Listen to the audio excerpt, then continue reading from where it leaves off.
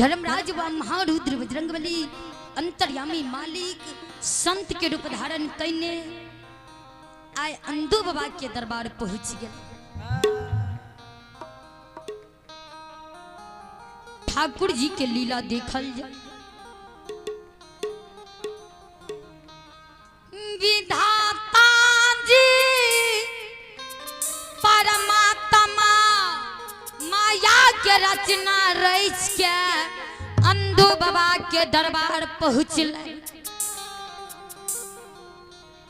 महारुद्र बजरंगबली के कही हनुमंत लाल आप ते अंधो बाबू के दरबार अलिए। अंधो बाबू के मैं अन्न के कारण धरती पे कुनिया देने छे। अंधो बाबू माइक की आवाज लगाबू और अंधो की आवाज लगाबू जी दरवाजा पर अइते। तो धर्मराज बा आवाज लगा अंधु दानी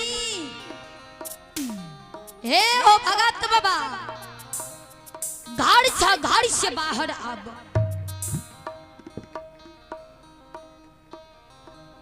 धर्मराज बाबा अंधु दानी की आवाज लगा। जब अंधु दानी की आवाज लगावे भगत बाबा की आवाज लगावे अंधु बाबा नहीं आवे। तो धर्मराज बाबा कुसुमावती मालिन माई की आवाज लगा के ये माता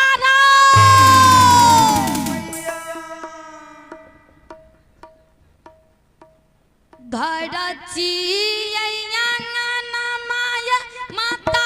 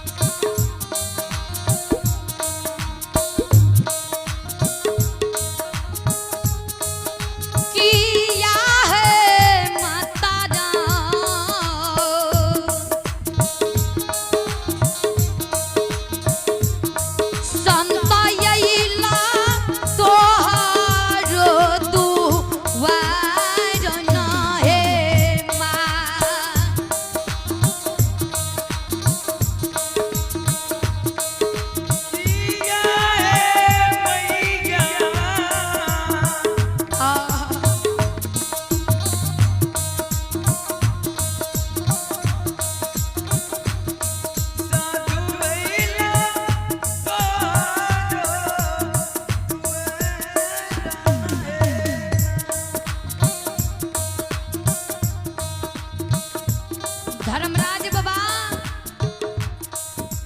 केहन मीठा शब्द में आवाज लगावे मातारा घर से बाहर आबियो।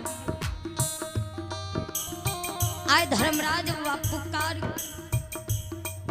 हेलो भारती जी के प्रोग्राम 15 मिनट और चलत ओकर बाद भारती जी के बदल देवे। एकादशी बनियार छिए सबके बहुत समय भए जेते। 15 मिनट तक भारती जी यहाँ अपन दियो ओकर बाद बतियार के बला रहल। सज्जन वृंद महेश्वरी बनियार बखरी यहाँ आप नींद के तोड़ लियो और चाय आर करियो। तब तक 15-20 मिनट में यहाँ मंडप में आवे की कोशिश करबे। तब तक भारती जी के प्रोग्राम चलेगा। अंधु बाबा माइक की आवाज लगावे माता राम घर से बाहर आबू। एक काम बेरम दरा शनमा ये माता जाहो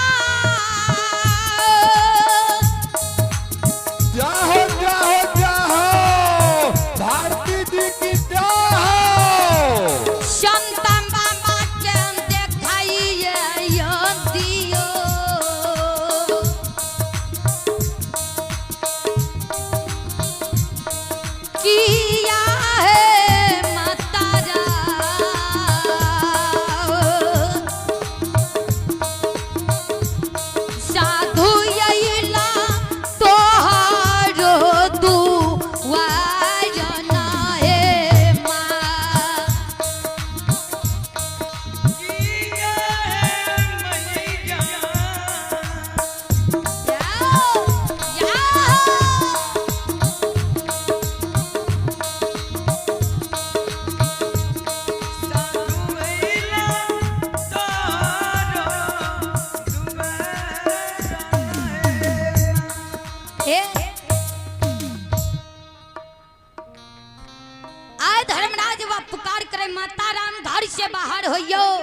जोड़ा संत अपने के दरबार में विराजमान कइले।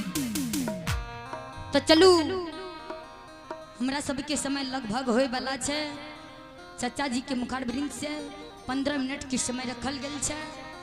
तो चलू जाय के समय में मीरा साहेब के प्रसंग सुनू और पंजियार बाबा के मुखारबिंद से लोग गाथा भगत सुनबे।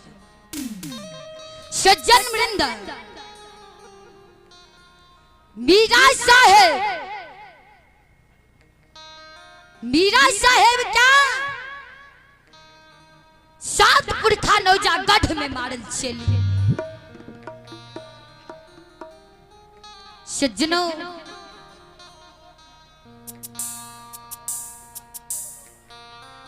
आई देखल जा प्रभु जी के लीला।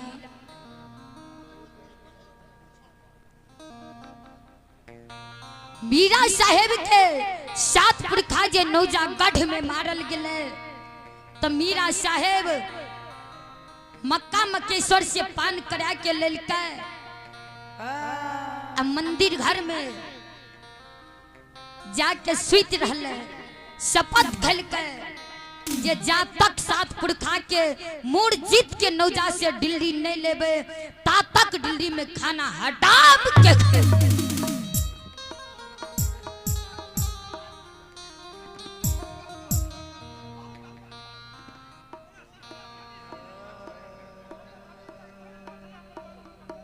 चलू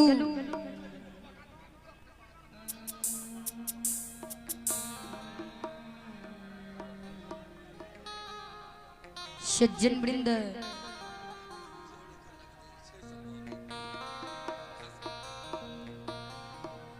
बाबूजी आज दिखल जा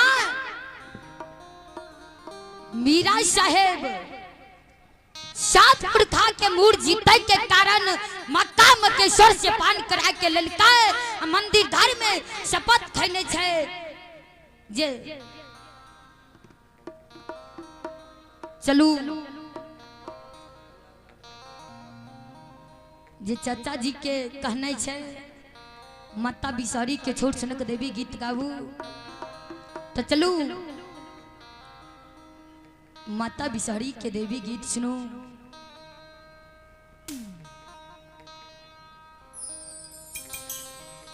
बिसहरी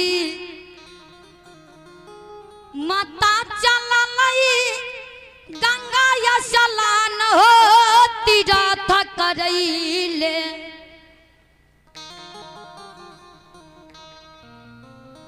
बिसहरी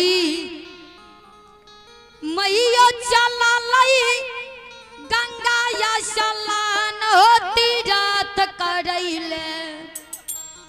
आंधन सर फुल सर का हम हो जेबे माँ गंगा या सलान तीरथ करैले। आंधन सर फुल सर का हम हो जेबे गंगा असलन तीरथ।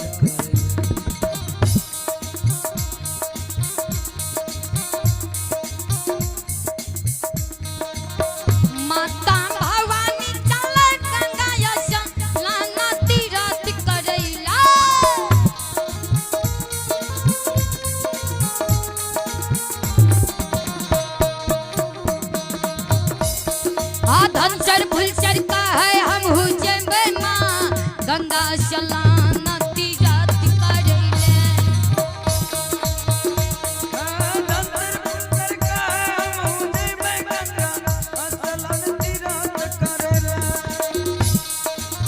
सज्जन वृंद, माता बिसहरी आई गंगा स्नान के जाय रहे ता माता के कहे धनसर फुलसर माता जी हम हो अहाँ के संग साथ गंगा स्नान जेबे। त माता बिसहरी कहे छे हे बेटी हे धिया सुनो मत जाओ हे बेटी मत जाओ हे धिया मत जाओ हे।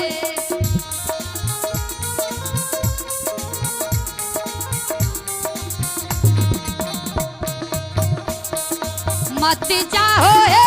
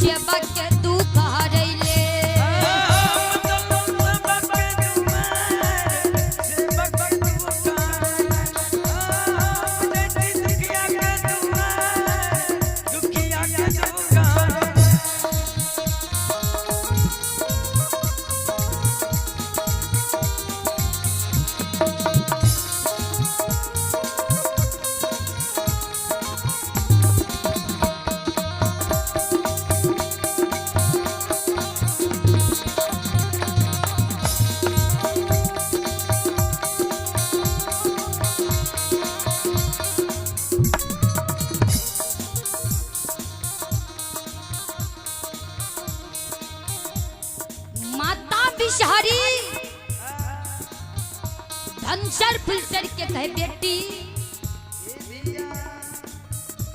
अहाँ नहीं जाओ गंगा स्नान, हम गंगा स्नान नहीं जाय छियै बेचारी। माता बिषहरी छल छला जे हम गंगा स्नान के नहीं जाय छियै, हम सेवक के दुआर जाय छियै दुख के हरे।